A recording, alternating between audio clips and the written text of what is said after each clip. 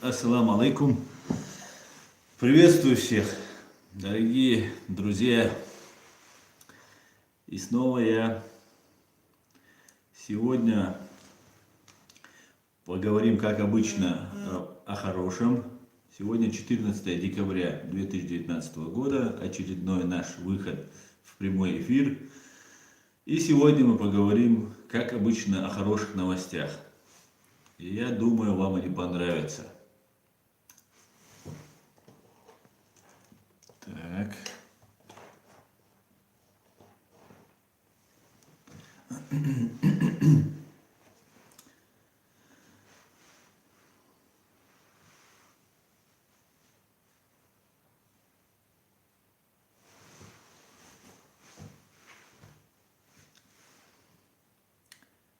Так, видно меня, друзья? Машу Оля, Адам Грузинский, Маша, Гиль. Так, все отлично. Все отлично, и видно меня, и слышно меня. Отлично. Так, всем алейкум салам. Всех приветствую. Видно, слышно, говорит Александр Белый. Александр, приветствую. Давайте немножко подождем пару минут и поговорим.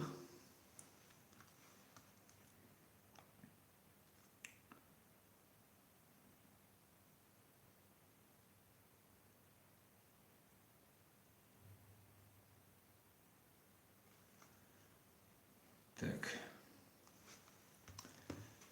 Не скупитесь на лайки, говорит. Привет, привет, салам братьям Кавказа, салам Грузия. Ассаламу алейкум, муслим Шишайну, алейкум салам. Тор, привет, Аслан, рад тебя увидеть, как ты, супер, приветствую, Тор. Приветствую, Аслан, говорит Белый, Александр Белый, приветствую, Александр. Максик, Аслан, привет, ты смотришь канал New Rush World с Юрием Гамильфарбом?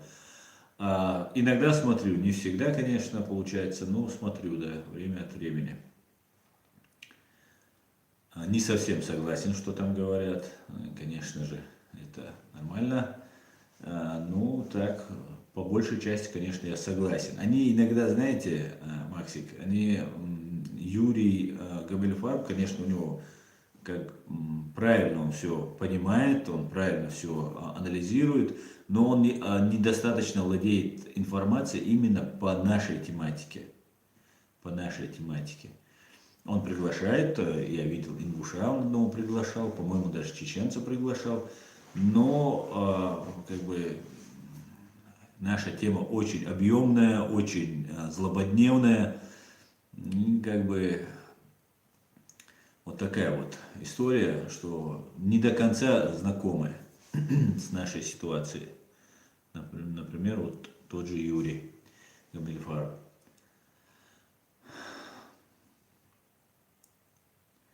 Так, давайте почитаем ваши комментарии.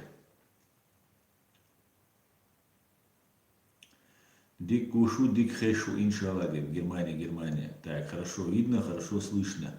Отлично. Так, Андрей Александрович, здравствуйте. Чем война на Донбассе отличается от первой чеченской? Ну, давайте тогда ее назовем первой донбасской. Если мы называем войну античеченскую, колониальную войну России называем чеченской, то давайте ее назовем донбасской войной, да? Или назовем ее, наверное, русской войной. Там же русские, которые хотят быть с Россией. Давайте так будем называть. И тогда это будет уже, по крайней мере, сходство. А то вы уже даже в своем вопросе написали различия. Чем еще отличается? Это очень хороший вопрос. Спасибо, что его задали. Здравствуйте, если я не ответил на ваше приветствие. Это очень хороший вопрос.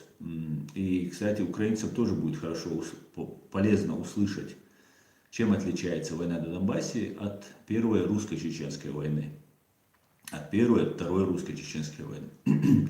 Во-первых, у нас были лидеры, которые провозгласили государство, которые на юридических, законных основаниях вышли из Советского Союза, которые приняли Конституцию, то есть провели референдум, выборы президента, выборы парламента, все как положено. Не сперва захватили территорию, да, а все поэтапно, а потом уже юридически соблюдя все необходимые процедуры. Далее, кстати говоря, на одну минуточку, Андрей, мы приняли Конституцию в 92 году. Вы приняли Конституцию в 93 году. Ваша Конституция на 1,5 года позже принята, чем наша. Куда вы вписали незаконно нашу страну. Незаконно. Такой прецедент в истории был один раз, когда, не спросив ни свое население, ни то население, которое присоединяют к себе, вписали в свою Конституцию. Это был случай, когда Кувейт был незаконно вписан в Конституцию Ирака. Чем все это закончилось, мы знаем. Далее, нами не управляли ни американцы, ни арабы, ни турки, ни кто-либо вообще нами не управляли. Джохар Дудаев был абсолютно независимой фигурой. Все наши руководители были абсолютно независимыми людьми. В отличие от Донбасса. На Донбассе, что в Крыму, что на Донбассе, произошла аннексия. Если вы смотрели этого террориста Гиркина по кличке Стрелков. Так вот, этот Стрелков рассказывал, что он с 80 боевиками зашел на территорию Донбасса. Он и в Крыму ранее был, и пошел на Донбасс, и попытался сделать то же самое, что, они хотели больше, конечно, захватить территорию, чем они захватили. У нас митинги, когда проводились, да, когда мы боролись за свою независимость, проводили акции, мы эти акции не проводили под чьим-то командованием. Нам не завозили тетушек из Турции, из Арабских Эмиратов, или Саудовской Аравии, или Соединенных Штатов Америки. Нам не завозились. То есть отличие абсолютно просто противоположность. Мы не собирались присоединиться даже сейчас. Донбасс пытается как-то, вот эти жители Донбасса, им задают вопрос, они хотят присоединиться к России. Мы не собирались присоединяться и никогда не декларировали, и до сих пор это не декларируем. Мы не собираемся присоединяться никому никогда. Мы хотим жить в своей маленькой стране абсолютно свободно и независимо. Много там моментов, которые можно еще говорить по этому поводу. Если вы что-то сейчас вспомните, что забыл, дорогие друзья, напишите, я буду зачитывать и будем потихонечку Андрею отвечать на его вопрос. Так что вот такие вот дела, Андрей. Поехали дальше.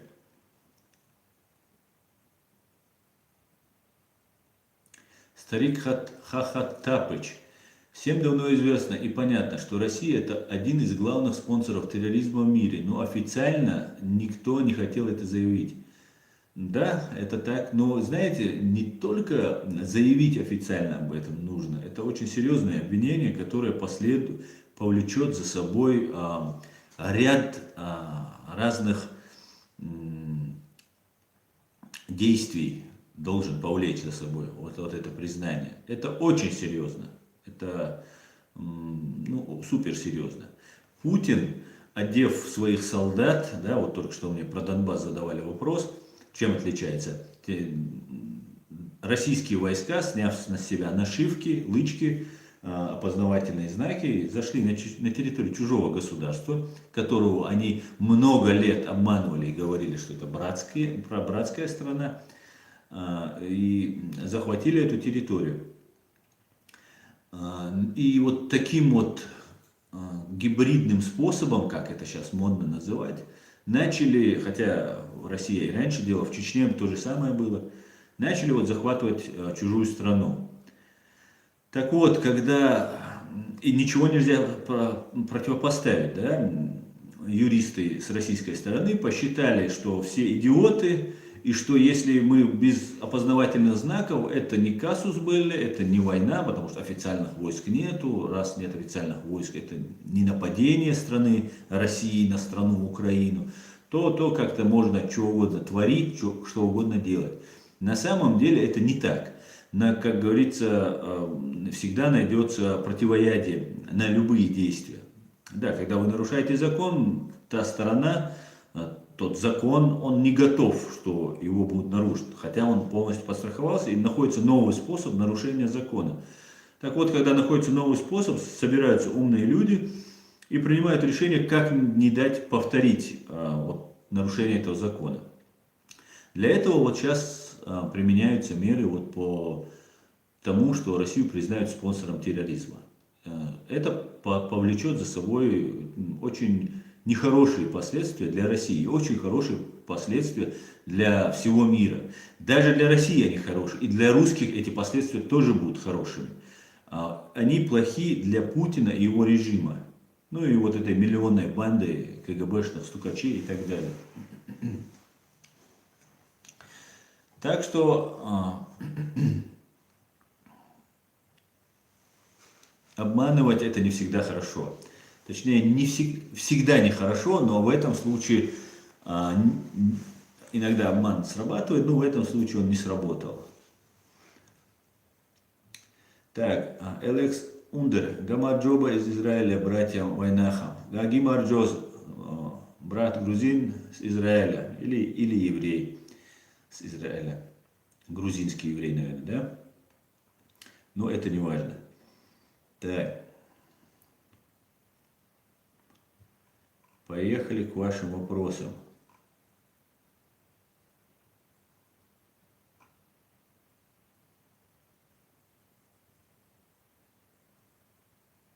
Так, чеченский след. Ичкерия была образована в соответствии со всеми международными нормативными актами. Абсолютно верно. Мы соблюли. Самое, знаете, что самое важное в этом моменте, что мы всегда знали? Они говорят, что мы часть России. Мы часть Российской Федерации, России, никогда не были. Вот никогда, от слова, вот вообще никогда не были. Мы были в составе СССР. Как мы были в составе СССР и насколько добровольно мы входили в состав СССР, прекрасно знают все чеченцы. И русские тоже об этом знают, кто осведомлен по этому поводу. Ну, когда были разбирательства, вот, например, у Ахмеда Закаева в лондонском суде, когда его Россия объявила террористом и затребовала его вернуть туда, в эту пыточную, в российскую пыточную, начался обсуждаться вопрос о легитимности Чеченской Республики. И тогда Королевский суд Англии, Лондона, задал вопрос: скажите, пожалуйста, а какие основания у вас есть, чтобы считать Чеченскую Республику частью Российской Федерации? Так вот, у российской стороны, которая требовала Ахмеда Закаева, выдачи требовала, у них не нашелся ни один документ, ни одного документа, подтверждающий о вхождении Чеченской Республики ни в царское время, ни в советское время, ни вот это фашистское время. Так вот, они принесли какую-то бумажку, что какое-то село подписало документ, какая-то деревня, я не помню какая, которую окружили 100%, как это делалось сейчас, начали расстреливать все живое в этом селе и вынудили их подписать, и они подписали. Мы, разбойники, бандиты, обязуемся, там, ну, был составлен уже этими оккупантами документ, и вот под этот документ поставили подпись чеченцы, которые фактически оказались в заложниках. Вот какой был документ. Других документов не было ни одного. В 90-м году Верховный Совет СССР принял документ о суверенитете. И этот документ разрешал каждой республике, которая входит в СССР, получить независимость. Чеченская республика, будучи в составе СССР, она еще находилась в составе РСФСР, да, Российской Советской Федеративной Социалистической Республики. опять же, мы были урезаны в правах больше, чем там латыши, украинцы, казахи и остальные вот эти 15 республик. Мы были вообще лишены всяческих прав. Мы знаем, что в 44 по 57 год у нас вообще государства, ну, у нас земли даже не было. Мы были ну, бездомными, да, без родины, без дома. Ну, к тому времени, вот, в 90-м году у нас уже своя республика была, и у нас был тогда советский чиновник, глава Чеченской республики, ЧССР она называлась, Чечено-Ингушская Советская Социалистическая Республика, автономная Советская Социалистическая Республика. Доку Завгаев принял решение о выходе Чечни из состава РСФСР. И мы получили, и Татарстан получил союзные права. Мы стали 16-й, 17-й, с Татарстаном, с другими, мы стали союзной республикой. Это все делается без Дудаева, на минуточку. Дудаева нет в это время. Дудаев советский генерал, Масхадов советский полковник. Ну и как бы никто не хочет воевать с русскими, все дорвались до свободы, пытаются жить по закону, строить новое государство и так далее. И вот мы выходим, соблюдя все законы, все правила, выходим из состава РСФСР. И в 1991 году выборы проходят президента России. И доку Завгаеву посылают документ, чтобы Чеченская республика начала подготовку к выборам президента Российской Федерации. Тогда выиграл президентские выборы Ельцин. И доку Завгаев пишет документ обратно в Москву, что мы не являемся Российской Федерацией, мы союзная республика, поэтому мы не будем принимать участие. И мы не принимали участие в выборах Ельцина. Чеченская республика того периода не принимала участие. Потом мы выбрали своего. Это в первую очередь доку Завгаев делал для того, чтобы перехватить инициативу у наших патриотических сил. Я вот во всех делах не принимал участие, и могу где-то, конечно, ошибиться, как все это было. У нас есть, слава богу, есть люди, которые все это непосредственно участники тех событий, и они, конечно, смогут это подробно все и написать, и уже и написано, и рассказать. И новые силы, которые хотели независимости, взяли курс на свободу, во главе с Джохаром Дудаевым, с Алимханом Яндарбиевым и так далее. Их народ поддержал, и Завгаеву пришлось низложить полномочия. А как там было-то? Когда было ГКЧП в 1991 году, Завгаев поддержал ГКЧПистов. И, как мы знаем, с треском все это провалились. Еще один очень важный момент, тоже надо это все всем помнить. Тот период, когда было ГКЧП, в Чечню было согнано около 500 или 5000, я боюсь ошибиться, ну просто колоссальное число в Чечню и вокруг Чечни было грузовиков, на которых нас должны были депортировать. Как только ГКЧП выигрывал, власть в Москве побеждал, нас должны были загрузить в эти автобусы и под видом переселенцев вывести в какие-то места. И я этот период тоже помню. У нас с того времени, в том время, я тогда был молодым, очень маленьким, я помню одного офицера и двух рядовых, которые с оружием, я тогда в первый раз держал в руках автомат, там трогал этот автомат, там смотрел на него. Один из них был чеченец. И это очень наталкивает на интересную мысль, но это уже о другом.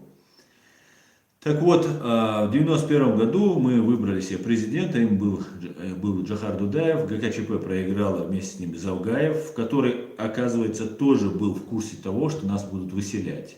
Но все равно поддержал ГКЧП. Но это такая долгая история, и мы вышли в соответствии со всеми юридическими актами Советского Союза, не нарушая, даже мы не обязаны были соблюдать, потому что мы не были юридически законно включены. Мы оккупированная страна. 100 лет это или 200, это не имеет значения.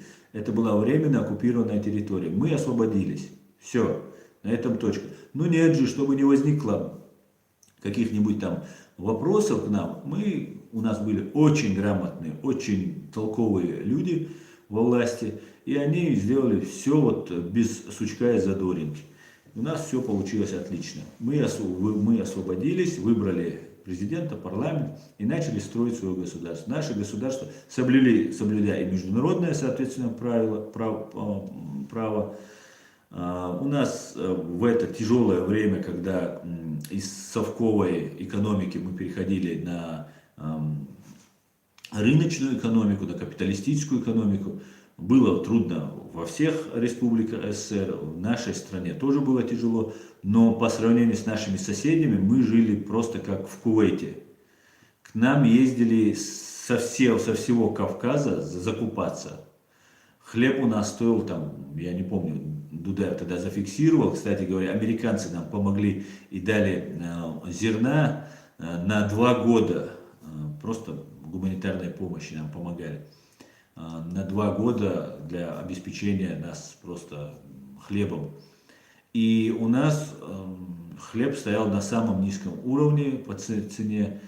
И соседних республик к нам приезжали закупать хлеб для того, чтобы кормить им животных.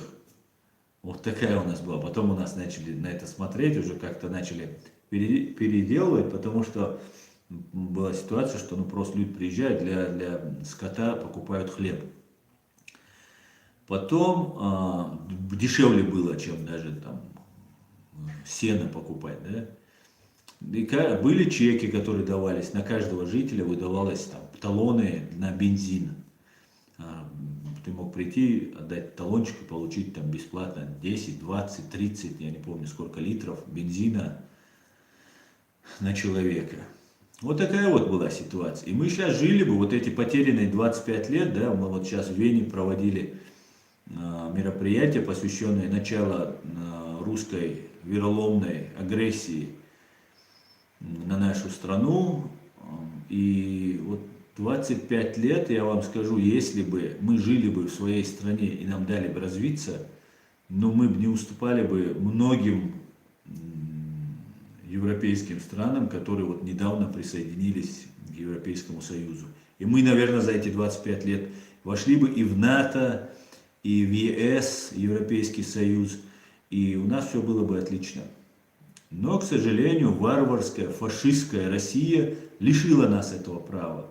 Мы потеряли 300 тысяч, то есть 30% от нашего населения, среди которых 42 тысячи детей, потеряли время, ну и так далее, и так далее. Но есть один плюс в этом есть все-таки. Мы ненавидим, наша ненависть к России так же безмерна, как любовь. Наши чувства освежили. Как говорится, нет худа без добра. Так, поехали дальше. Я чуть-чуть перемотаю, друзья, вы тут много пишете.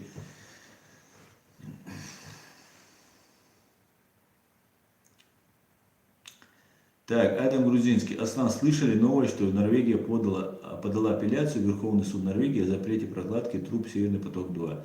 Нет, не слышал, но Северный поток-2 его уже не будет. Это можете просто 99,9% не будет никакого Северного потока-2. По крайней мере, при вот этом Путине.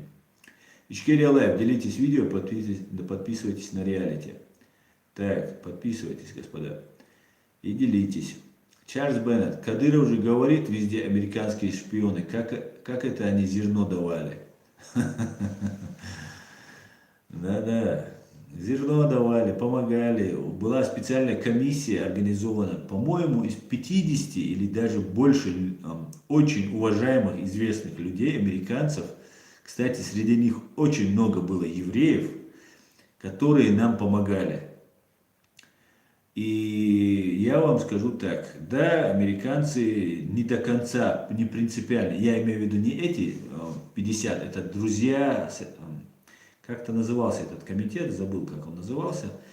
Вот эти люди, которые объединялись нам для помощи, они-то, конечно, некоторые сейчас уже умерли, но они все продержались, придерживались тех принципов, которые они декларировали.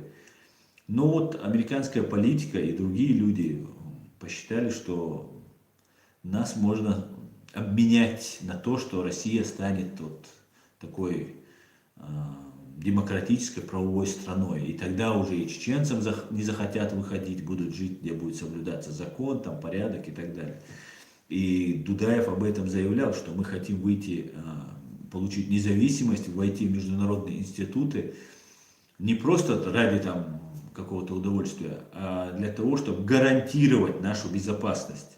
Именно поэтому я говорю, что нам нужно входить в НАТО. Потому что это нам гарантирует безопасность в будущем. Но Россия не стала, мы потеряли огромное количество людей, и в этом есть вина в том числе западных стран, которые не до конца были принципиальны отстаивании принципов демократии, права народов на самоопределение и так далее. Вот такая вот грустная история. Бедный, бедный чеченский народ. Ну, как говорится, пока не проиграл, пока не признал поражение, ты не проиграл. Так, Руслан Заурбеков. Так, куда ты делся, Руслан Заурбеков? Потерял я тебя.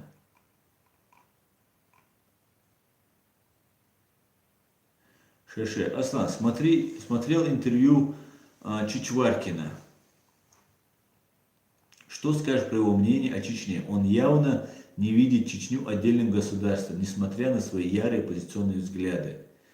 Да, я смотрел этого Чичваркина. Этот Чичваркин, русский империалист, а по факту фашист. Знаете, вот эти оппозиционеры, которые в России есть, я был везде среди них. Я со всеми, я с правозащитой, вот именно вот московский бомонд этот, оппозиционный, правозащитный, в первую очередь правозащитный, я везде полазил, посмотрел, потрогал, послушал все. И я вам скажу одно, там 90% это те же имперцы, те же фашисты. Чичваркин такой же фашист. Кто такой вообще Чичваркин? Вообще, кто он такой, чтобы рассуждать о моей стране? Если ты меня слышишь, Чичваркин, пошел ты к чертовой бабушке. Понял? Это моя страна. И моя страна твоей фашистской страной незаконно присоединена к твоей стране. Как незаконно вы присоединили сейчас Крым. Как незаконно вы присоединили Южную Осетию, хотя формально она не присоединена, Абхазию и восток Украины, часть востока Украины. Вы мерзавцы, вы мне надоели, вы подонки, вы все. Вот эти либералы, которые против Путина, вы такие же мудаки, как и ваш Путин. Понятно вам? И нам вот ваш Ходорковский, фашист, конченый подонок, казнокрад, хапуга и пособник геноцида чеченского народа. Вы все нам надоели. Вы нам не нужны, Чичваркины, там, Ходорковские, Кохи, Мохи. Идете вы лесом. Вот что я могу сказать этому Чичваркину. Я смотрел и слышал его вот это выражение, что там Чечня есть Россия. Никогда не была и никогда не будет. Единственный документ, который удосужилась фашистская Россия заключить с Чечней, это незаконный, опять же, референдум, который провели в 2003 году по принятию Конституции Чеченской Республики, в первой статье, которая гласит, что Чечня является неотъемлемой частью Российской Федерации. Это ложь. На территории Чеченской Республики каждый день десятками и сотнями уничтожались оккупанты, гибли люди, проводились военные операции, проводились с российской, с оккупационной стороны зачистки, убийства, и голосовали на этом референдуме в первую очередь военнослужащие. То есть оккупационные войска голосовали за то, чтобы эта часть захваченная, ну, эта страна вошла в состав их страны. Это просто бред был тогда. Между прочим, Германия и многие страны не признали этот референдум законным, потому что там были массовые нарушения. Даже сама подготовка, само проведение было незаконным. При живом президенте Аслане Масхадове, ну и так далее, и так далее. Поэтому, Чичваркин, идешь лесом. Так. Так, ЭДД, ФВГГ. Это, видимо, какой-то забаненный у нас тут появился. Аслан, Китай угроза для России? Мне вообще по барабану, кто угроза для России. Я надеюсь, что это угроза для России. Я надеюсь, что Китай разорвет эту Россию, как потом разорвет ее Америка, Япония заберет свое, и Германия заберет свой Калининград, свой Кёнигсберг. Я очень на это надеюсь. Нас, чеченцев, не волнует ни вот эта желтая чума, как ее называют разные фашисты, ни другие чумы нас не волнуют. У нас есть русско-фашистская чума, которая нам просто до краев нам хватает ее. Спасибо большое. Так, поехали дальше. Аугусто Пиночет. Американцы весь бывший союз кормили в 90-е. Да, было дело. И зря делали, я тебе скажу. Вот, очень зря. Паха Тарантино, я тебя зачитывать не буду. Так, Виктор Цой. История России, СМИ Российской Федерации, ложь, вранье и так далее. Сибирь, Урал, Крым, Поволжье, Кавказ и так далее не русские земли, а наши коренных народов, которые уничтожали, геноцид устраивали сотни лет. Абсолютно с тобой, Виктор Цой, согласен. Полностью. И пока мы не поймем, уральчане, сибиряки, крымчане, поволжские, кавказцы, все, пока мы не поймем, мы вот эту чуму на место не поставим. Россия должна быть реорганизована, Россия должна быть распущена. Все народы, которые хотят жить отдельно, должны жить отдельно. И мы будем всячески призывать к этому и стремиться. И у нас есть очень хорошие новости по этому поводу.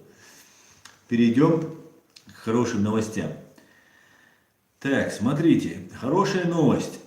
Конгресс США рассматривает вопрос о признании России спонсором международного терроризма. Это значит, помните, еще полгода назад, еще год назад, да, был подготовлен законопроект о признании России спонсором терроризма. В первую очередь речь шла, конечно же, о том, что там происходит в Сирии и на востоке Украины. И тогда подготовленный законопроект не получил одобрения, значит, были какие-то юридические там пробелы в этом законопроекте, его вернули на доработку. Я вам еще тогда, еще несколько месяцев, полгода назад, или год назад, когда я вот начал вести свой стиль, я об этом уже говорил. Теперь же законопроект полностью готов. Полностью. Далее. Его принесли в Сенат. Сенаторы, специальная комиссия, которая занимается этими вопросами, полностью все проверила, посмотрела и утвердила, что этот законопроект подходит с юридической точки зрения, к нему придраться не к чему. Это значит, что дело в шляпе, что сенаторам достаточно поднять руку, которые сенаторы в американском сенате не все юристы, и они, конечно, доверяют своим юристам, которые проверили этот законопроект и его одобрили. Осталось проголосовать. Короче говоря, если сейчас Путин бросится на колени перед всем Сенатом и будет их умолять, как когда-то Ельцин приезжал в Вашингтон и с трибуны ООН заявлял, что читал гимн, строки из гимна Соединенных Штатов, подняв руки вверх. Боже, храни Америку. Так вот, если Путин станет на колени, поднимет руки и скажет, Боже, храни Америку, это его не спасет. Алхамдулилlah. И мы свидетели этому. Это отличная новость, господа. И после того, как будет принят этот законопроект, этот закон, он вступит в силу в течение 90 дней, 3 месяцев, должны последовать новые вещи. Кстати говоря, есть еще очень хорошая новость, опять же из-за океана, которая сообщает, что на следующей неделе Комитет по иностранным делам того же Сената будет проводить голосование, в котором будет принят законопроект, очень мощный законопроект санкций против России и дальше против разных политических деятелей и олигархов. Короче, круг будет расширяться, этих бандитов и террористов будут заносить больше и больше в этот список. Так что у нас 2 хорошие новости из океана. Это только 2, будет еще, сейчас я вам буду рассказывать. Так что у нас что ни день, то праздник. Просто не нарадуюсь просто этим новостям. Дал бухастам, дал бухастам. Харсен, де гурдуму я чуацерсо, энах. Чох керч душун, чох керчер душун. А вэя вэйрума, вэй бакун шаитис. Вэйн теадинага цанин теадин дачун. Рум дит да еще ушдать, дит еще ушадать. Короче говоря, после того, как будет принят этот закон и вступит в силу, Россия становится наравне с Ираном, Северной Кореей и, по-моему, Суданом. Вот на этот уровень такая Россия, ну, поднимется. Она же никогда не падает, она всегда поднимается. Россия поднимется на уровень Северной Кореи, что очень хорошо. Наконец-то у них будет одинаковая форма у всех. Так вот, смотрите, если страна спонсор терроризма является таковой, как может страна спонсор терроризма быть, минутку, постоянным членом Совета Безопасности ООН? Вопрос. Никак. Ответ. Никак. Не может она быть постоянным членом Совета Безопасности ООН. И более того, она и сейчас там находится незаконно, потому что вы можете посмотреть на сайте ООН, постоянные члены, их 5 государств, постоянные члены Совета Безопасности ООН, в Совет Безопасности ООН входит 15 государств. Из них 5 постоянных членов.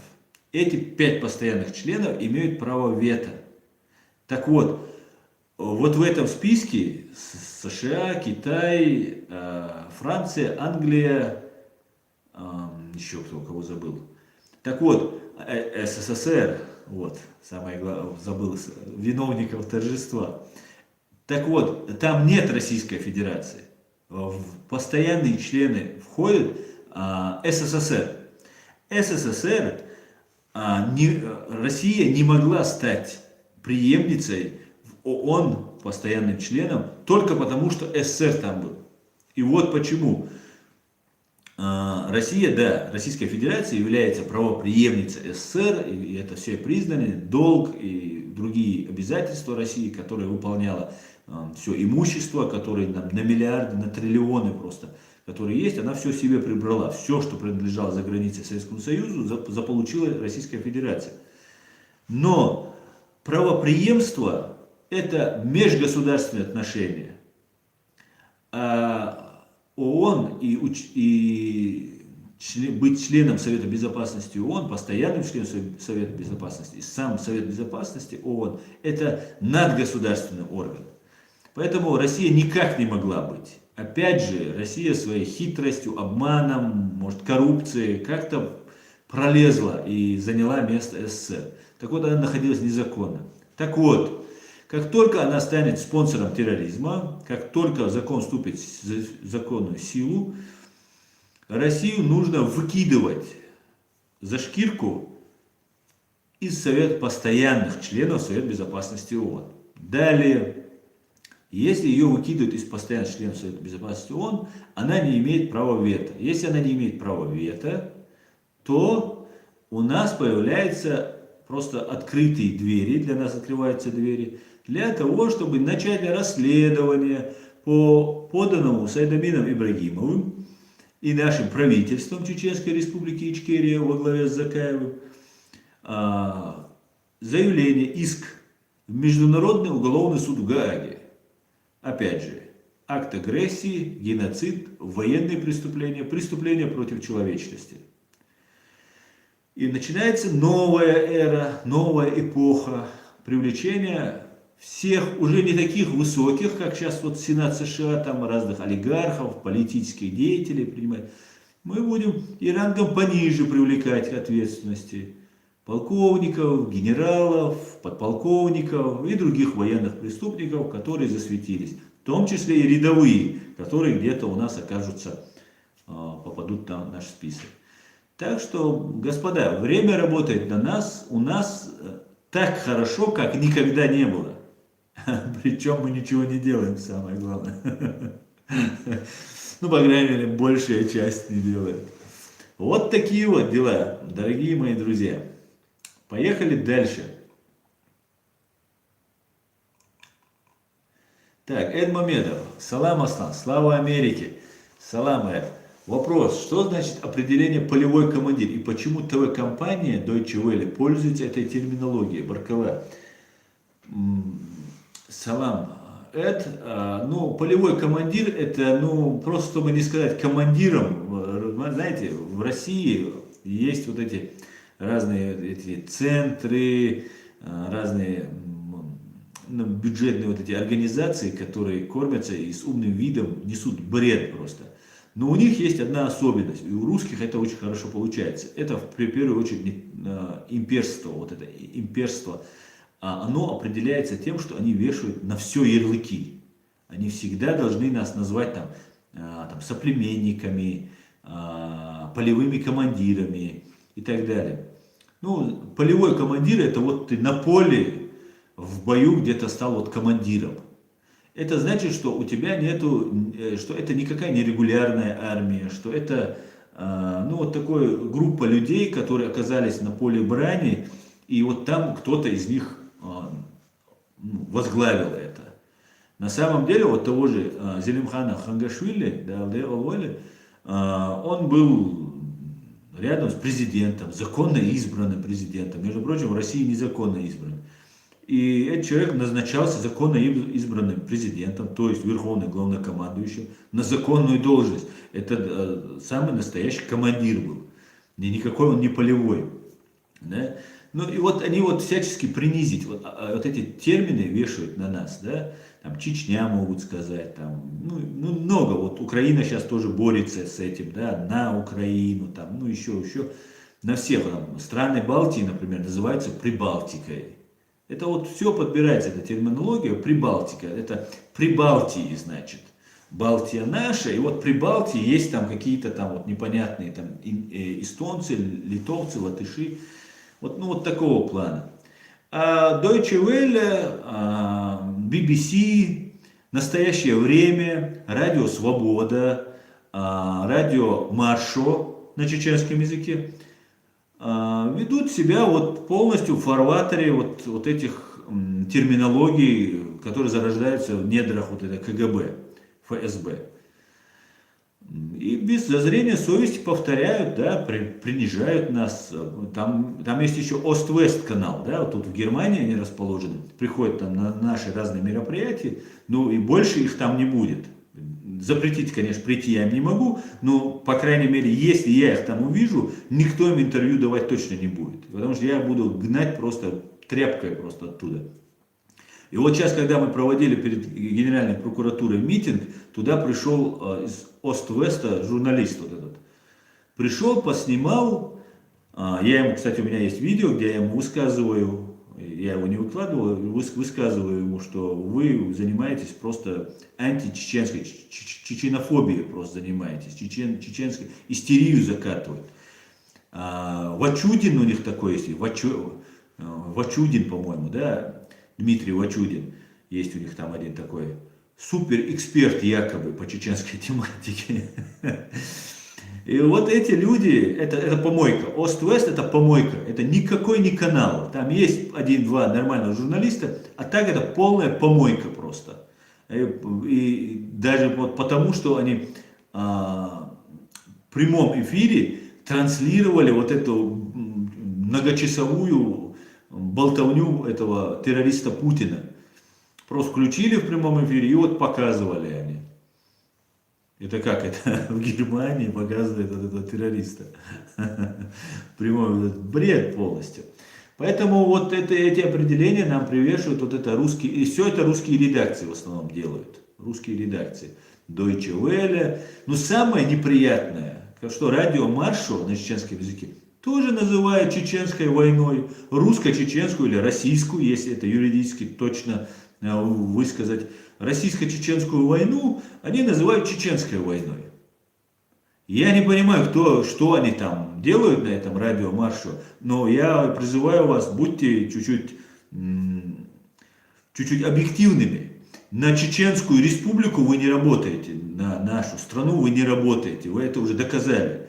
Вы независимые журналисты, там, ля-ля тополя, полный вперед.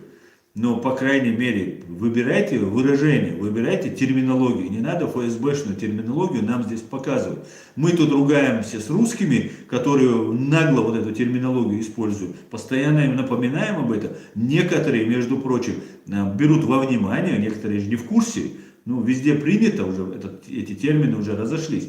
И когда слышат, пытаются как-то, когда мы им объективно доходчиво донесем до них, пытаются как-то себя там регулировать. Но чеченцы, которые работают, они не могут этого не знать.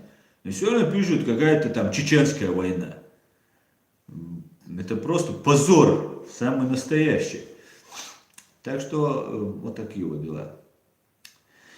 Так, поехали дальше, к следующему вопросу.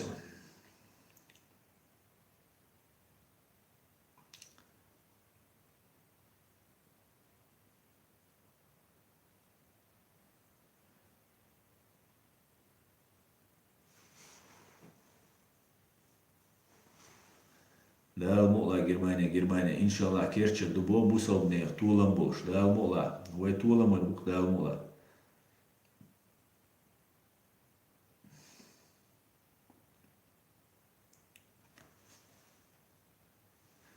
Аугусто Пиночет. Россия злоупотребляет правом вето, защищая всяких тиранов наподобие Башара Асада.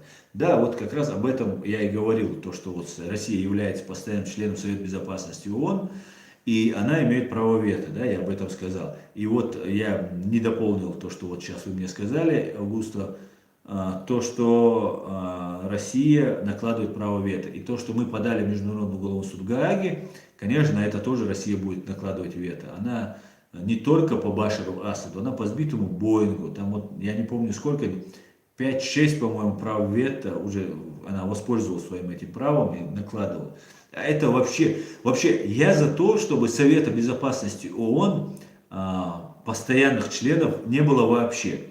Потому что эти 5 государств, они выходят за принцип равенства. Это не равенство, когда 5 государств имеют больше прав, чем остальные государства. Это несправедливо. Так, антирашизм. У меня попкорн 20-летней выдержки, и я его распаковал с 2014 года, и праздник. Так, куда делся вопрос?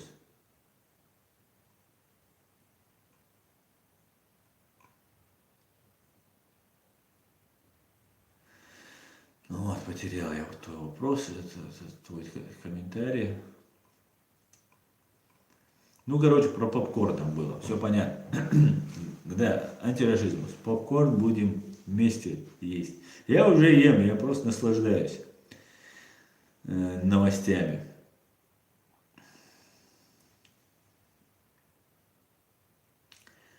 Так, поехали дальше. Джохар Дудаев, привет. Привет, Джохар Дудаев. Un социал С. Ставьте лайки, подписывайтесь на видео. Связи Ивана, он социалист. Ассаламу алейкум. Так, Анзорино. Шамиль Басаев, легендарный командующий, борец за свободу, герой Чечении. Совершенно верно. Так, героям славы, живи вечно, Николай Николай. Я, по-моему, вижу белорусскую речь, да? Героям слава. Николай Николай, Беларусь должна бежать просто от этой России. Так, поехали дальше. Так, это, наверное, Марк. Пока в России не снесут всю эту террористическую банду способом революции или переворотом, никакие санкции не поможет. Но санкции подведут под это дело, под эту революцию. Не может же революция произойти на ровном месте. Ну, нужно много-много факторов, чтобы сошлись в одной точке. Так, Хани и Галили. Аслан, не отказывайтесь от СМИ. Помойка, не помойка, доносите любыми средствами свою точку зрения, всеми доступными средствами, через любые СМИ. Абсолютно не отказываемся. Очень любим и уважаем журналистику, журналистов, но мы любим и уважаем честно журналистов, а не пропагандистов разных там этих. И мы не можем просто не говорить то, что мы видим. И я, например, считаю своим долгом сказать про того же Вачудина. Потом есть тут еще в Германии, на этом Ост-Вест, на этой помойке работал, ну, с ними он там, у них там бывал. И, кстати, этот Вачудин, который тоже тут занимался чеченской тематикой и нагнетал ситуацию, везде и всячески была такая запись, мы потом выяснили, что эта запись пришла из оккупированной, временно оккупированной Чеченской Республики Ичкерия, из этих так называемых русских кадыровцев. Вот эти люди прислали запись, где угрожали там, ну, какие-то убийства чести, они там говорили. Сейчас я все детали не помню. И вот там эта аудиозапись, это была, она как прошлась тут у нас по WhatsApp. И после этого вот этот Вачудин начал расследовать, там кого-то там опрашивать, там, короче, вот так заботился он о чеченцах. Потом его Ост-Вест пригласил к себе, он там рассказывал, что вот там он там очень там разбирается в чем-то как-то там. Ну, короче, такая вот ситуация была. Теперь этот Вачудин работает уже на Ост-Вест. Тогда было понятно, что они связаны. Теперь он уже официально вышел и как бы является уже штатным журналистом вот этого Ост-Вест. Потом есть такой Кристиан Осхальд.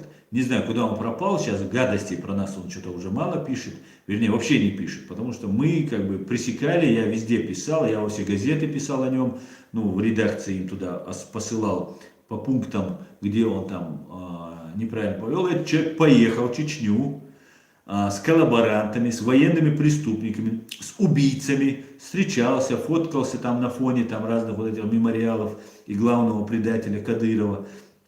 Потом встречался со старыми ГБшными кадрами, которые там еще советских времен у нас там были. Вернулся просто специалист по чеченской тематике. Приехал опять же в этот Ост-Вест, как и положено. В Ост-Вест приезжают все чеченофобы и все эти лжецы. И вот этот Кристиан Осхальд начал рассказывать, там, как ужасно, высокие заборы. Сидит журналистка, о, ужас, там у всех высокие заборы, он говорит. В Германии очень маленькие заборы, и они просвечиваются. Там обычно, чтобы закрыть, здесь по закону нельзя, и ставят кустарники. Это тоже, в принципе, очень хорошо закрывает. Но в основном культура и закон в Германии таков, что люди невысокие заборы делают. В Чечне наоборот, да, мы 300 лет воюем, 400 лет воюем, и мы привыкли, наш дом, наша крепость. И вот он рассказывает, как ужасно, вот там везде такие высокие заборы. А журналистка вот эта, она сидит, рот, о боже мой, как же страшно. На минутку, это русская журналистка, русскоязычная, по крайней мере. Если бы она съездила на Рублевку, на Рублево-Успенском шоссе, она бы увидела такие заборы чиновников, которые от своего народа прячутся, то ей бы рот прикрывать не пришлось бы. И я уверен, она это видела. Ну надо же на публику сыграть, на камеру и рассказать, какие ужасные чеченцы. И Кристиан Осхальд выучил две строки из Лермонтова, где Лермонтов рассказывает, какие мы бандиты, какие мы такие-сякие. Есть там две строки: «И дикие тех учили племена, их бог свобода, их закон война». И вот он это рассказал, ему, видимо, какой-нибудь в Чечне какой-нибудь рассказал, что вот там Лермонтова знает. У нас среди чеченцев это тоже гуляло, вот это четверостишие. И вот он рассказал: о, Боже мой, их Бог закон, их Бог свобода, их закон война. Вот такие вот дела. Поэтому мы любим всех журналистов, открыты для общения. Мы абсолютно цивилизованные, адекватные люди. Мы готовы протягивать ко всем руку, но не тем, кто нас опорочит.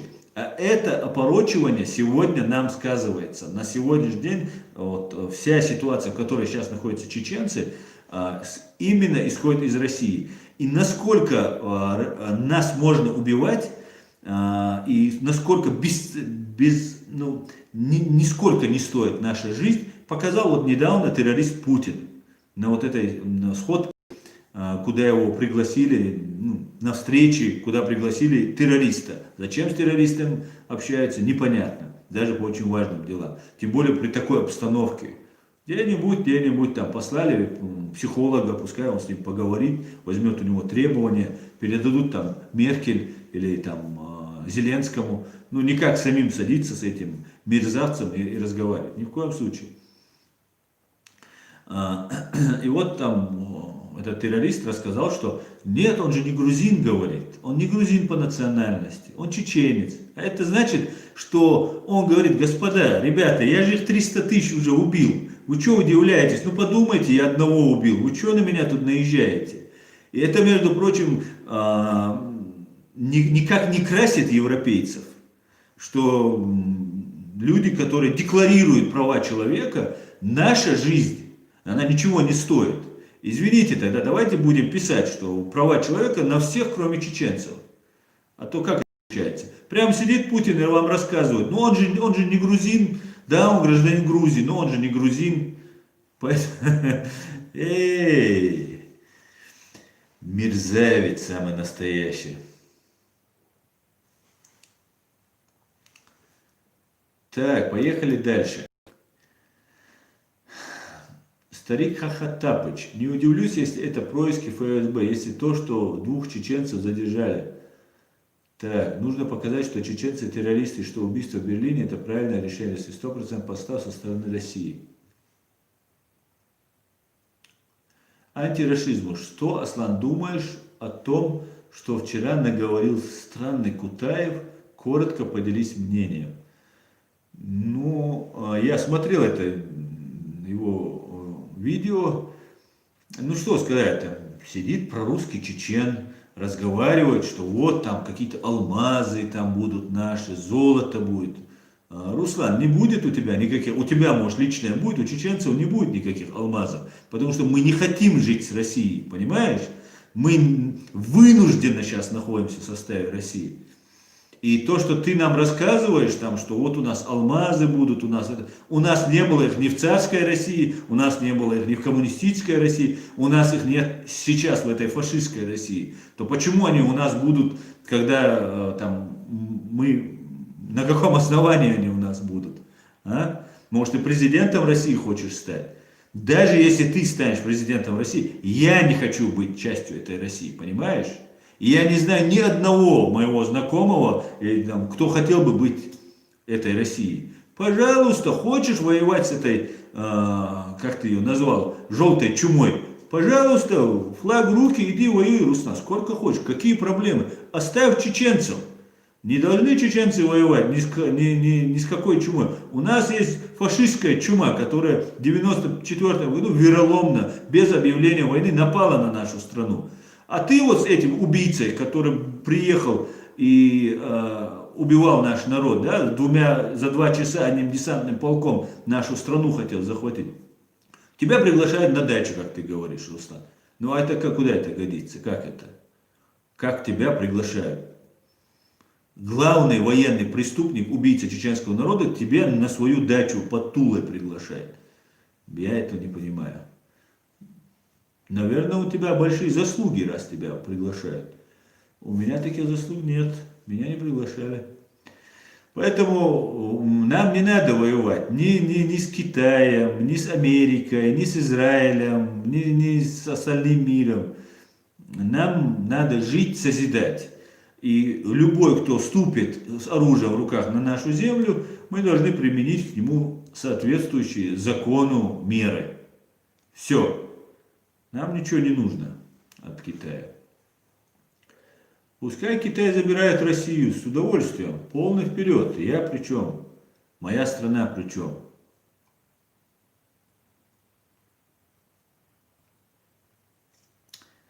Так, Любомир Бандеровский. Витаю, всех вам благ. Витаю, Любомир. От чечено-бандеровца. Так, чеченский след. После Второй мировой войны КГБ разработали и осуществили план на случай захвата советских городов миллионников внешним врагом. В случае захвата города должны были быть полностью уничтожены взрывом. Ну да, это по-русски.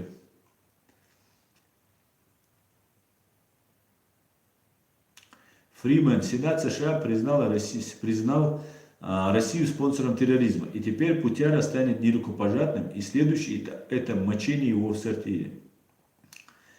Да, судини вообще, Фриман. Чечня не Россия, Кутающий, дага, хитрый подход, я шорт, нах, теща. Не, главное там, знаете, главное не то, что ты говоришь. Главное, какой интонацией ты это говоришь. Раз, мы покажем, вот, молодой, о, все, уши развесились, видели, как он говорит, а видели, как, а борода у него какая, а как он сказал. Да, Магена, духаешен цермертек. Магена, du цермертек. Уэхан ты хочу, уэхан ты хочу. Цаши куёч. Так. Адам Грузинский. Аслан, я 20 лет тоскую по дому, свою улицу и те места, где я играл, и прошло мое счастливое детство. Смотрю через Google карты, но благодаря вам, Аслан, у меня теперь есть надежда, что увижу свой дом. Да, мула, Адам Грузинский. Вообще, да, мула, 100% это произойдет. Вообще, док дель мечтать ни в коем случае. Причем можно было бы там отчаяться, хотя нельзя вообще никогда отчаиваться. Даже в самой трудной ситуации, самой трудной безвыходной ситуации, максимум, что нас грозит, выйти из этой ситуации, и даже в этом случае, умерев просто. А то, что все мы умрем, это никакого сомнения. Да? Ни Путин, ни кто-либо другой жить не останется. Все умрем. Поэтому безвыходных ситуаций не бывает. Но наша ситуация, она кардинальным образом изменилась. Просто вы все еще, многие еще не поняли. Ситуация в корне просто изменилась. Идет целенаправленное просто мочение в сортире вот этого ублюдка. Поэтому будет продолжаться в том же направлении, и конец не за горами. Да, мула. Но мы можем остаться на обочине, уважаемые чеченцы. Мы окажемся, вот пронесется этот поезд, который будет, локомотив, который будет сносить вот этот режим путинский. Да, под-разному, там много сценариев, как может быть, поэтому гадать нет никакого смысла. Но если мы не выйдем массово, нас здесь десятки, сотни, тысяч людей, огромное количество людей, которые пострадали. Если мы не выйдем и массово не заявим о своих правах, то никто за нас это делать не будет. И нам скажут: ребят, оставьте свои проблемы себе. Мы свои проблемы должны вот так под нос постоянно тыкать. Мы должны говорить, нету ни одного преступления, которое совершил путинский или там этот новый фашистский режим российский,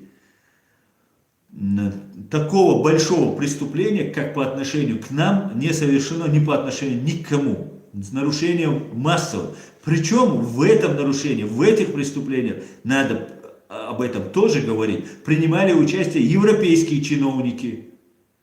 Европейские чиновники. И у нас есть фамилии некоторых крупных чиновников, которым, по крайней мере, будет стыдно, когда этот преступный путинский режим будет осужден.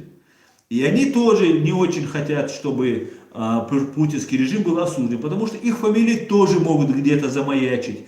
Возможно, даже в уголовном деле может кто-то из них оказаться. А им это не нужно. Они ушли на пенсию, они такие уважаемые люди, такие все почетные, все такие демократы и так далее. Нет, уважаемые, нет. И это вот наше направление, которое, я задаю направление, мы вот так должны думать. Это имеется в виду, что должны продолжать в любом случае мы это. Кто-то выйдет из строя, нет, это не имеет значения. Дело-то не в том, что кто-то один это делает. Это делает весь наш народ. Все должны в этом принимать участие. Кстати говоря, сейчас 11 декабря, ну просто прошло сколько? С марта месяца, с февраля месяца я вот занимаюсь этой блогерской деятельностью, везде пишу, конечно, до меня занимались этим люди, и занимаются этим огромное количество людей. Но такого подъема, как 11 декабря, я, например, не видел в Бельгии, в Берлине, в Германии, в Польше, в Австрии, где еще, ну, собирались люди, поминали, напоминали, звонят, встречаются. Гражданское общество оживает. Вот это очень хорошо, господа. Дорогие мои чеченцы, граждане Чечении, дорогие мои граждане Чечении, это очень хорошо. И русских, армян, русские, евреи, кто здесь в Европе проживает, я призываю вас присоединяться, наших граждан, я имею в виду, граждан Чеченской Республики Ичкерия. Присоединяйтесь, ваши голоса для нас очень важны. Вы должны говорить об этом, вы должны сказать, что да, мы граждане этой страны. И нам Россия должна огромный, нам сотни миллиардов, возможно, триллион долларов Россия нам должна. И мы должны это все забрать. Все в соответствии с международным правом. Но если мы, например, выходим, как в прошлый раз тогда против депортации в Берлине мы проводили митинг, вышло около 150 человек тогда пришло. А если бы наш пришло 1500, мы делали марш, вот Сайтамин делал марш, пеший марш, и вот на этом пешем марше нас было там 10 человек. А если бы нас было бы 1000 человек, представьте, идет 1000 чеченцев в ряд по 2, по 3 человека колонны. Представьте, какой был бы это эффект. 1000 человек дошло бы до Женевы. Мечаду ночи. Мечаду. Вот. Это безопасно. Одного меня можно здесь убить. Хусейна можно. Сайтамина можно. Другого можно убить. Родственников можно пытать. Еще что-то делать. 1000 человек, 10 тысяч, они ничего не могут сделать. Да, вам нельзя будет там год, 2, 3, может быть, 5 лет, пока не изменится ситуация, поехать домой. Но вы понимаете, что десятки тысяч наших людей отдали свои жизни добровольно, защищая эту страну. И для чего? Для того, чтобы вот мы пришли в такую ситуацию, что мы даже на митинг боимся выйти. Мы чеченцы вообще или не чеченцы, я не могу понять. Так, поехали. Давайте я вам еще тогда один вопрос, новость одну зачитаю.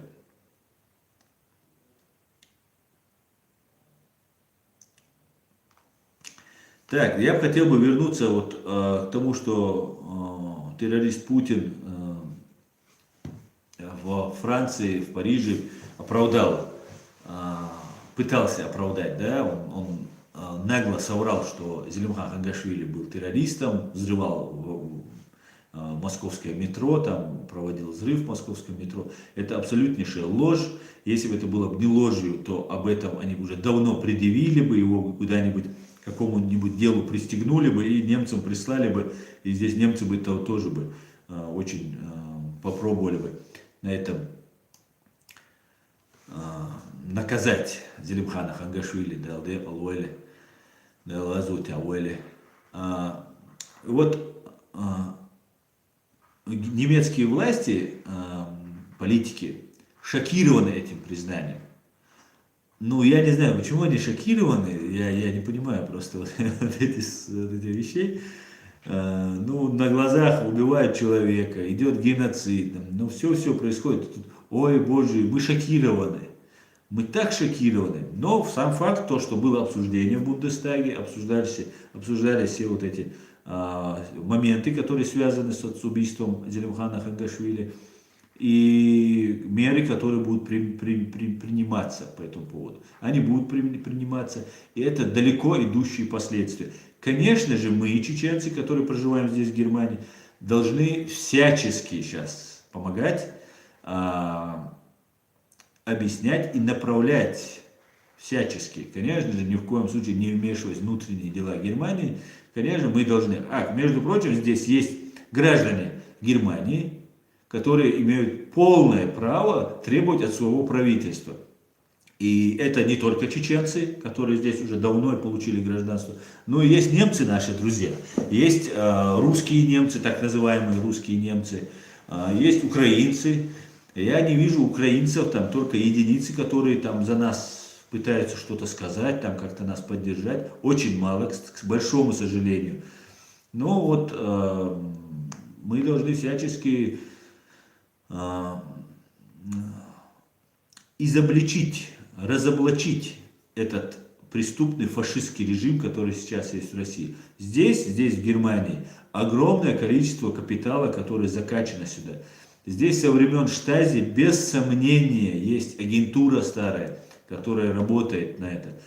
Герхард Шрёдер, канцлер, к большому позору Германии, и для меня лично это очень непонятно, как у Герхарда Шрёдера на территории его убивают человека, правда чеченца. Может, Герхард Шрёдер поймет, да, может, Путин с Герхардом Шрёдером поговорил, что вот, ну, чеченца, ну ладно, чеченца можно, и тогда дали отмашку, чтобы, да. Но сам факт остается фактом. На территории канцлера, в стране канцлера Германии, который на зарплате у Путина, убили человека, которому Германия по международной конвенции гарантировала безопасность и там, защиту. Это очень-очень печально. И опять же, я вижу, вся проблема в том, что мы сами молчим. Соцовал ези, сагардад ези, у меня там это.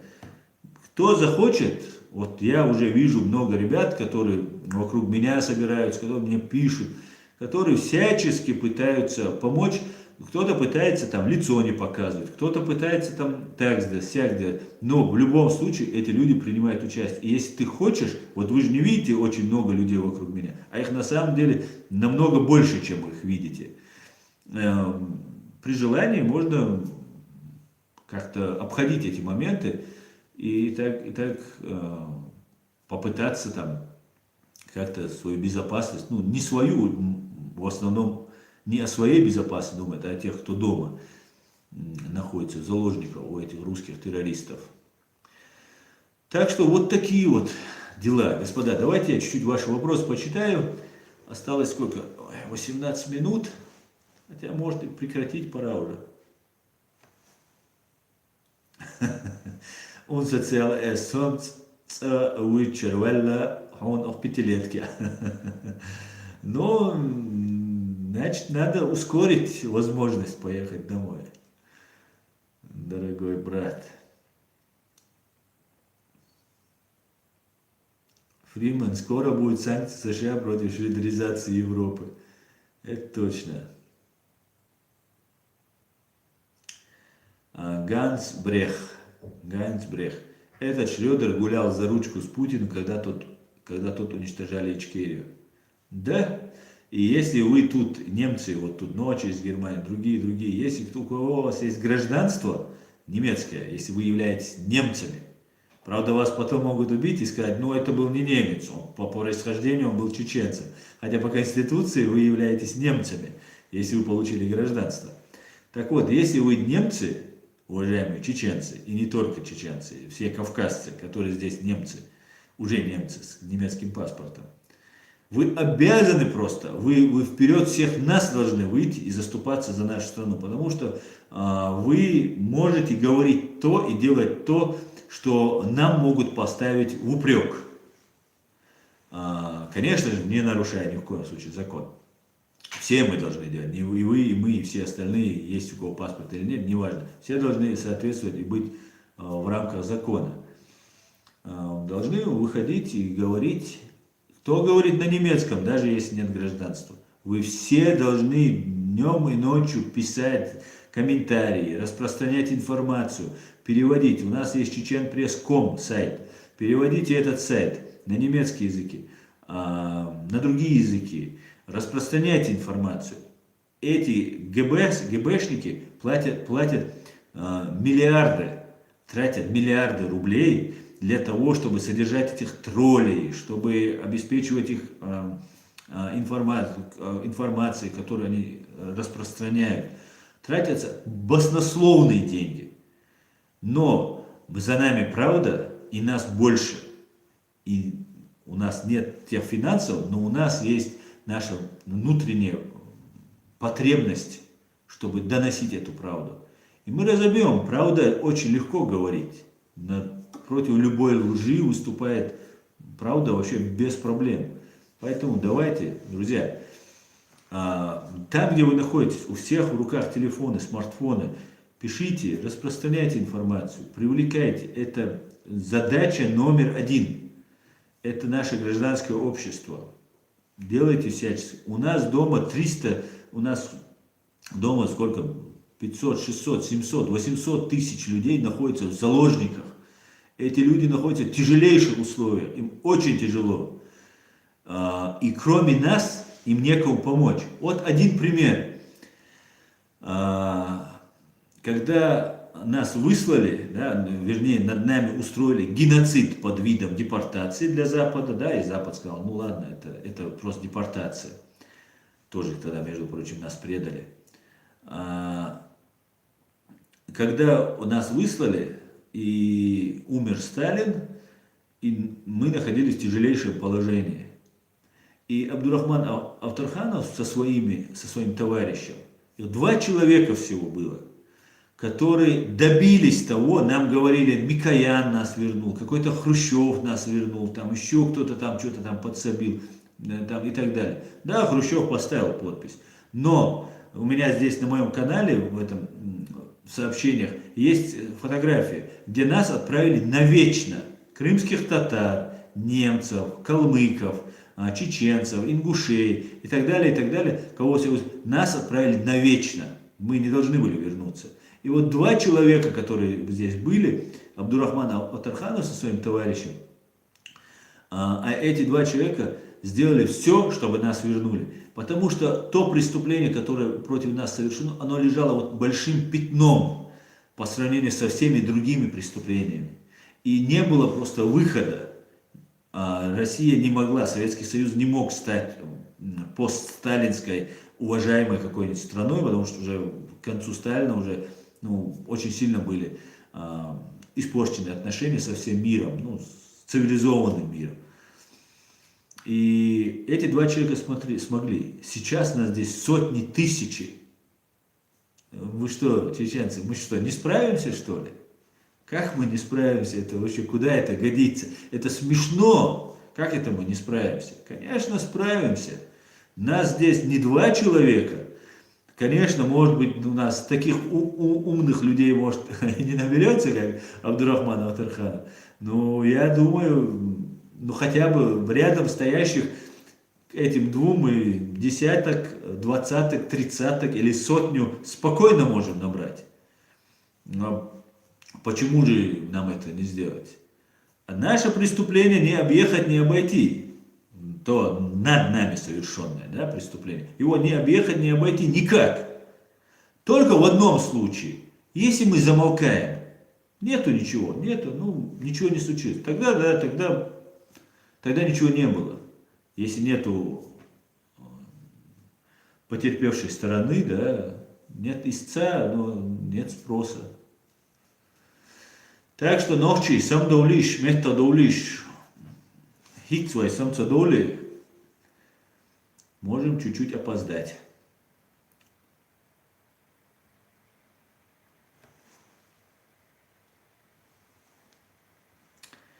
Так.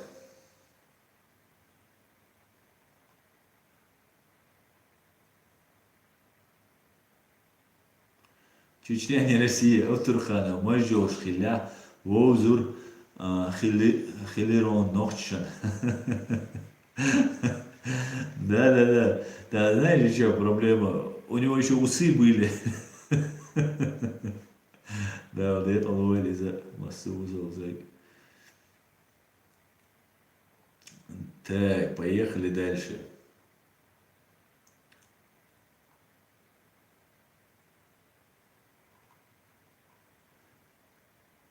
Так.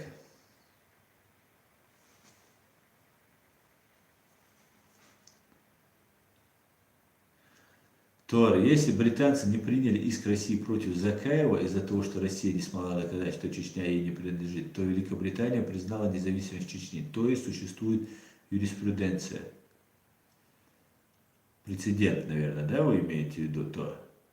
Существует прецедент. Да, прецедент существует, но там речь шла не о признании. Может, я неправильно выразился, когда говорил, но просто там обсуждался момент, и судья спросил, а есть ли доказательства того, что Чечня является частью России? На каком документе основано то, что вы говорите, Чечня часть России? Вот так было. А Закаева обвиняли в терроризме, там, похищение людей, ну и так далее. Очень тяжкие там статьи против него были. И, короче, лондонский королевский суд не нашел убедительными те доказательства, которые предоставила российская сторона. И так, ну, о признании, конечно, речи не было, но это тоже очень важно, что суд, как бы, в суде не смогли доказать. Да мы в любом суде докажем, что Россия незаконно захватила нашу страну. Просто весь мир маленькую Чечню отдал на откуп. И ее бы не отдал бы. И ее бы не отдал бы, если бы Россия не использовала все методы по дискредитации нас.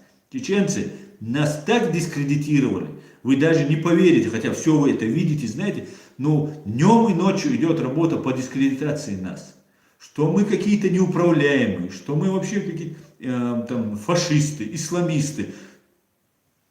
Просто, днем и ночью бред про нас льется. Поэтому вся проблема в том, что западные страны, они нас не знают. Они знают нас только вот по русским вот этим рассказам. А русский рассказ может быть, что вот чеченец очень уважает стариков, любит детей, такой, сякой. Ну вот в один момент он может выхватить кинжал и просто так зарезать человека. Ну так я утрирую, конечно, но вот приблизительно что-то такое можно закинуть. Что вот это идеальнейшие люди, они чистоплотные, хорошие, там такие сякие, смелые, отважные, там. И в этот момент он выскакивает, нож и бьет. Да, и такие не европейцы какие-нибудь думают, а зачем нам это нужно? Если это такие неуправляемые люди, а Россия как-то с ними управляется, то пускай Россия ими управляется. Зачем нам эта головная боль? Нас каждый день дискредитируют, каждый божий день против нас льется грязь. Сейчас в связи с войной в Украине основные ресурсы перетянуты туда, и чуть-чуть у нас эта ситуация ослабла.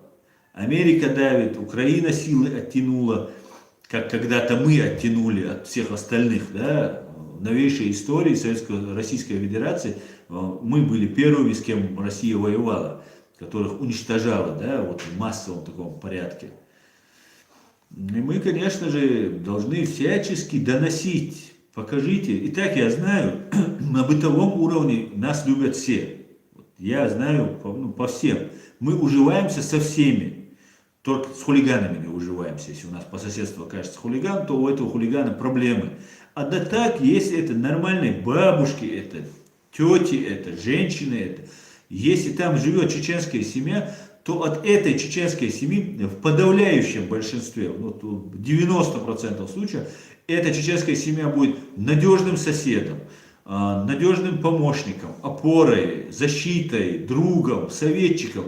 Вот так бывает. Я знаю и по себе это, где я не жил, и даже среди русских. Но это на бытовом уровне.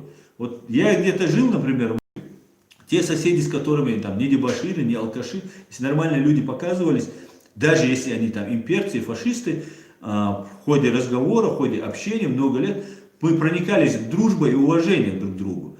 И мы заходили в гости, уходили, всякое бывало. Но это на бытовом уровне. И после этого, вот после всей ситуации, вот этот бытовой уровень надо перенести на общественный уровень, на публичный, на политический уровень. Нам надо всем показать, что мы абсолютно адекватны, мы очень хорошо интегрируемся. Единственная наша проблема, мы не ассимилируемся в массовом порядке. И ассимиляция у нас тоже имеется, это тоже данность. И это нормально, что происходит часть какое-то общества, у нас происходит ассимиляция, эта часть из нашего социума выпадает. Но по большей части мы не ассимилируемся и не собираемся. И то эти люди ассимилируются не под воздействием силы, а просто им так удобно. Кто-то женился там на русской, или там на немке, или вышла замуж там за кого-нибудь, и все. Вот они приняли эти законы. Но по большей части мы интегрируемся абсолютно, сосуществуем со всеми просто великолепно. Вот что я могу сказать.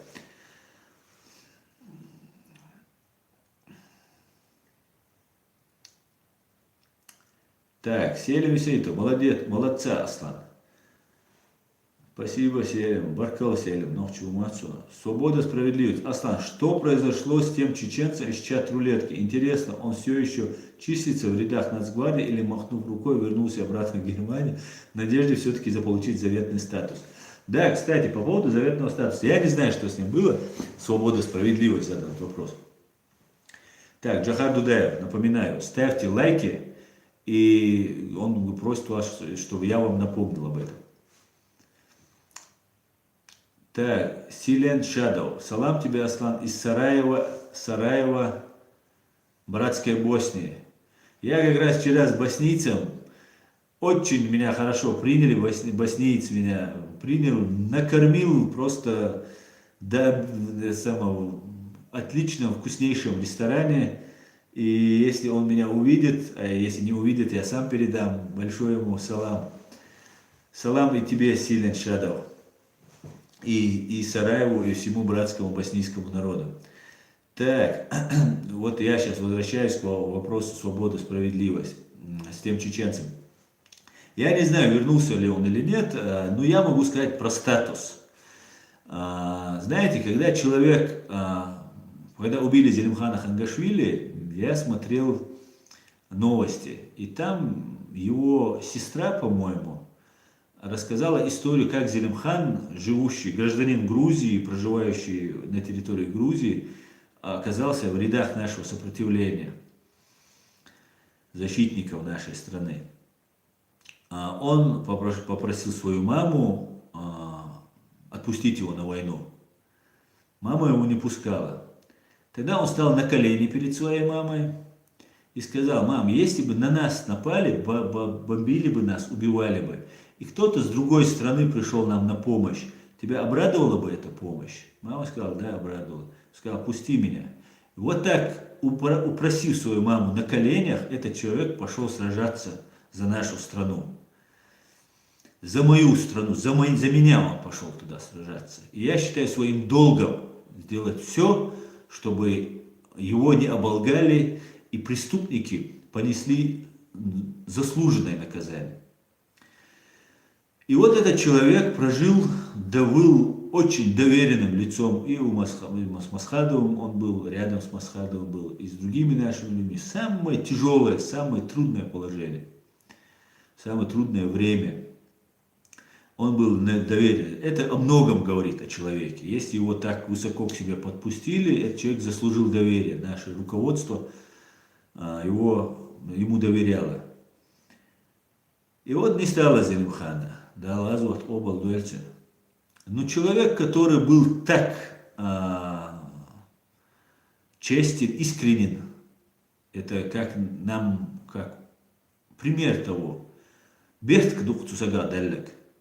Даже после смерти, даже после вот этого подлого убийства его, он сделал так, что теперь, благодаря тому, что у Германии открылись глаза, наконец-то надо кого-то было убить, чтобы увидеть, наконец-то увидели люди, здесь чиновники, политики, с кем они имеют дело, статус беженцев Конституционный суд Германии не дал выдать двух молодых чеченцев, так как в России не соблюдается даже минимальный уровень, необходимый для соблюдения закона. И теперь Германия, а я уверен, потом и остальная Европа, перестанет выдавать чеченских иммигрантов, беженцев обратно в эту фашистскую Россию. Чьими гражданами мы не являемся. Даже те, кто получили паспорта, не являются гражданами, потому что эти паспорта были вынужденно, насильно нам вручены. Вот такая бертк долг ишт сагадуи, да лазот обал дуэльцин, далде алвойли цюнм гергалч нана массана, цюннана, цюндена, дел рейсхоль ишт унах кивен, ишт ценсак кивен. На этом я считаю, что нам надо прекратить закончить наш сегодняшний эфир. Следующий эфир будет в понедельник. Да, все как обычно, с хорошими новостями. Вы меня увидите снова. Всего самого хорошего, спокойной ночи. До свидания. Ассаламу алейкум.